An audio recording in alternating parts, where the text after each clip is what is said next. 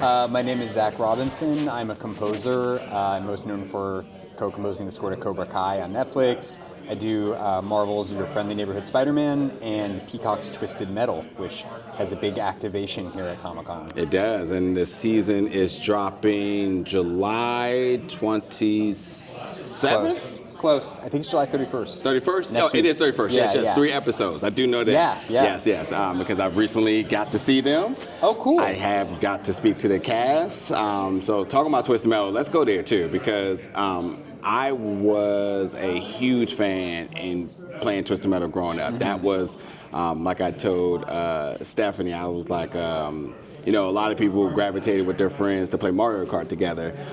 We were shutting the door, hoping our parents didn't come by playing Twisted Metal. I mean, over time, Twisted Metal got better and better because they started acquiring, some major iconic sounds to their soundtrack, but they still had this very familiar beat and tone to it. And then Twisted Metal, obviously the series, all eyes are set on it. We want to see what's this going to bring, our iconic characters and so on. And the first season was good, but the second season is light years better. It takes the biggest step forward. Oh, wow, cool. And everything. Okay, yeah, great. It's amazing. Happy to hear you say that. Yeah, absolutely. But one of the biggest things I did ask about, and when I was talking to, and his name is slipped past my head, but the creator, Michael Jonathan Smith. Michael Jonathan Smith. Yeah.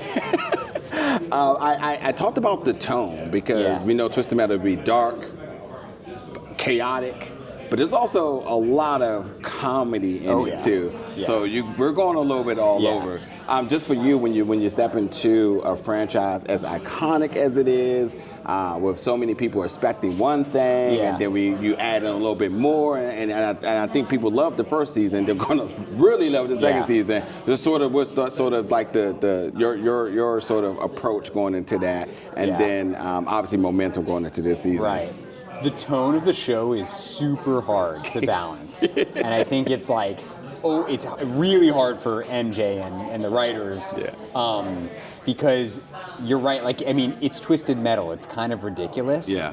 But in order to have a successful show that resonates with people, it can't just be ridiculous. Yeah. So they really put a premium on having the characters have really solid emotional relationships with each other.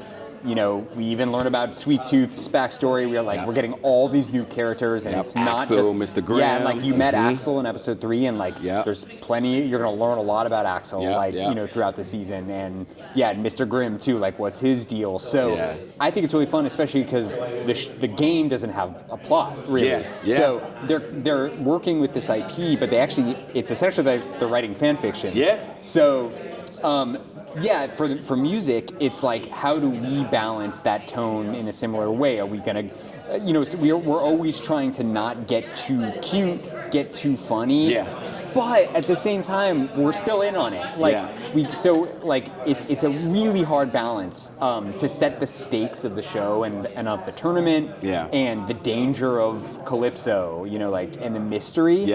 And also, there's a big mutant baby that has an umbilical cord with a Go-Go from Kill Bill mace ball attached to it. So it's you just got to be aware of that too. And I think maybe that's why the show is successful. It's able to really balance that. It's hard. And I also think from scene to scene, because even Calypso, if you don't know any better, this is the guy that operates the game. He's the puppet master.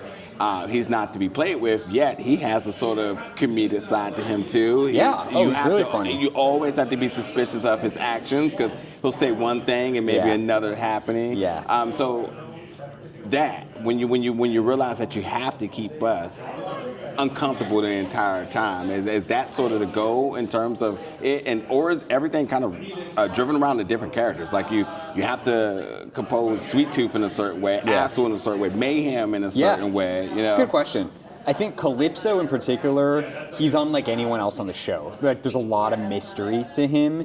There's this ancient mystery to him. Where is he from? When is he from? What is his deal? Does he have powers? Is it all smoke and mirrors? We don't know. So it's fun actually because we didn't really have a character like that in season 1.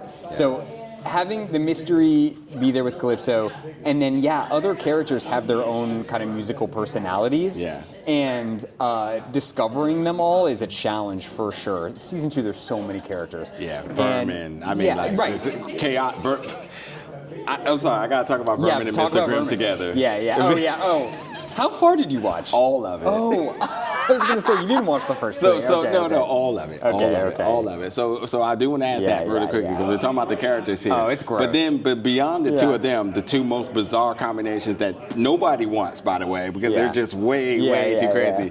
But then you add like other notable songs in the mix. Yeah. And as I said in the interview, so it's not breaking embargo or anything here, but Juvenile, Back That Ass Up is in there, which is an iconic song of its own. So one moment we got this little prom dance sort of feel, and we're kind of, beat around, and then that happens, and then the craziness happens with them.